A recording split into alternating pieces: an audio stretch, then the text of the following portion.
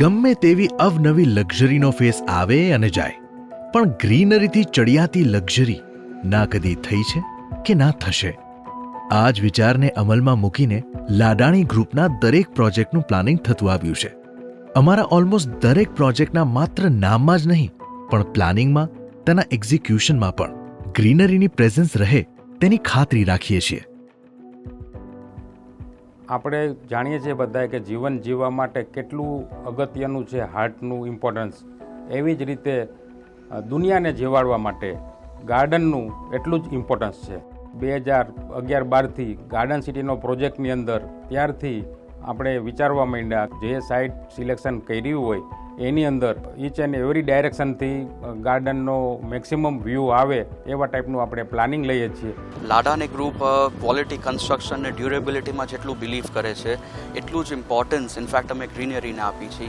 ને greenery ultimately આપને ખબર છે કે that is a source of life અને energy. So this is what best we can give to our customers in this industry. હું 15 વર્ષથી આ નાયડુભાઈ ભેગો સર્વિસ કરું છું અને ઝાડ પણ લગાવવાનું કામ કરું છું. અને ઝાડ લગાવી આપણે છૂટા નથી થઈ જતા. ઝાડ માટે આપણે મેન્ટેન કરવું પડે, એનો કાળજી રાખવી પડે, એને દવા, ખાતર, કટિંગ બધું કરવું પડે. સવાર સાંજ પાણી આપવાનું રહેશે. પર્યાવરણમાં પાણીનો એક મોટો ભાગ છે. લાડાણી સાહેબનું માનવું એવું છે કે પાણી રીયુઝ કરી ગાર્ડન માટે અને પાર્કિંગ સાફ સફાઈ કરવા માટે. જે રીતે આપણે આપણી ફરજ સમજીને રિસેન્ટલી વોટ કરેલા છે, તે જ રીતે આપણે આપણી નેક્સ્ટ જનરેશન માટે નેચરની સરકાર બનાવીએ, નેચરને વોટ કરીએ. Let's go for the green tea. જેમ કે આપણા ભારતમાં ઘણા બધા કલ્ચર છે, તેવી જ રીતના ગુજરાતમાં પણ ગરબા અને મેમન ગતિનું કલ્ચર છે. તેથી આપણે નેચરને કલ્ચર બનાવીએ તો જ ફ્યુચર સેફ રહેશે.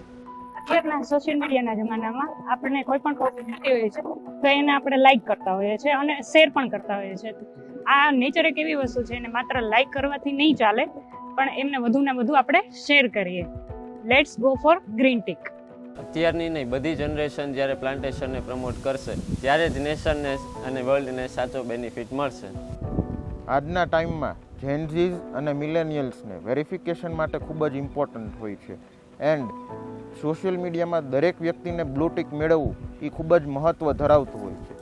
પણ જે દિવસથી આપણે ગ્રીન ટિક માટે પ્રાઉડ ફીલ કરશું ત્યારે અર્થ રહેવા માટે એક આઈડિયલ પ્લેસ બનશે.